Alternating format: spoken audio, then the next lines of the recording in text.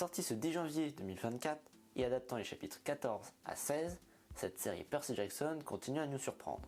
Des changements de plus en plus fréquents que j'ai toujours du mal à comprendre, mais voyons ça ensemble. Reprenons en partie là où nous avait laissé l'épisode précédent. Pendant que Percy remonte à la surface, Grover et Annabeth sont surveillés par la police. À côté de ça, Annabeth aperçoit du coin de l'œil les moires, qui coupent le fil du destin devant les yeux de la fille d'Athéna. Après quoi, ils retrouvent Percy sur la berge et reprennent la route vers Los Angeles à pied. Sur le trajet, ils sont rattrapés par une moto.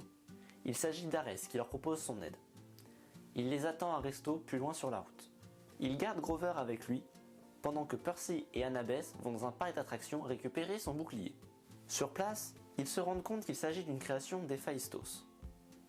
Restant sur leur garde, ils explorent le parc jusqu'au frisson de l'amour. Une fois à l'intérieur de l'attraction, on nous fait un petit résumé de la vie d'Héphaïstos sur le thème de What is Love. Au cœur de l'attraction se trouve une statue en or qui tient le bouclier du dieu, ainsi qu'un trône en or, similaire à celui dans lequel était resté bloqué Héra, dont seul son créateur peut la libérer. Afin de récupérer le bouclier, Percy s'assoit sur le trône et est transformé en statue d'or. Annabeth, refusant de laisser son ami ainsi, tente d'inverser le processus. En vain. Un homme barbu rentre et lui indique la sortie. Il s'agit du dieu forgeron lui-même. Annabeth refuse de l'écouter et lui tient tête. Héphaïstos finit par libérer Percy, entendant et étant en accord avec les propos de la jeune fille. Pendant ce temps, Grover fait copain-copain avec Arès et semble une nouvelle fois trahir Percy. Une fois de retour dans le restaurant avec le bouclier, Arès offre aux enfants un sac avec de la nourriture et des drachmes, ainsi qu'un transport vers Las Vegas où se trouve Hermès, qui pourra peut-être aider les enfants à atteindre leur destination. Tout d'abord, la série continue d'adapter le roman, mais j'ai la sensation qu'elle emprunte des voies différentes, un dénouement différent. À croire qu'elle essaye de perdre les fans de la saga, ou tout simplement à créer une nouvelle histoire. Il y a toujours des changements mineurs. Le nom du parc, Waterland et pas Aqualand. Bon, c'est sûrement dû à la VF, mais en tout cas, vu que ça n'a pas d'importance, c'est pas trop grave, mais j'aime quand même le signaler. Ils sont censés aller tous les trois au parc et ne pas laisser quelqu'un derrière eux. De même, à ce moment de l'histoire, ils sont censés déjà être arrivés à Denver. Et ça m'étonnerait qu'ils aient fait la route Saint-Louis-Denver à pied. C'est quand même une bonne distance. Dès l'entrée dans le parc, on sait qu'il s'agit d'un piège d'Héphaïstos. Il y en a même plus que dans le roman.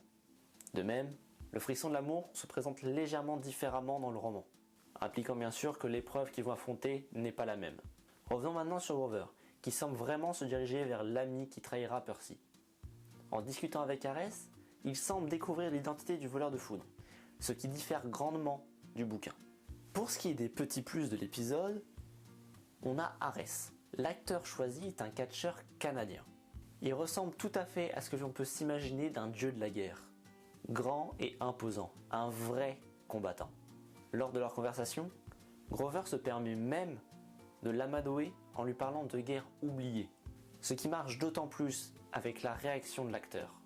Autre plus, peut-être celui qui fera le plus polémique, Twitter. Il déclenche une guerre sur le réseau social. Pas sur X, mais bien sur Twitter. Comme quoi le conflit existe même dans la réalité. Deuxième point intéressant. Dans l'attraction, lors du résumé de la vie d'Héphaïstos, on entend What is Love.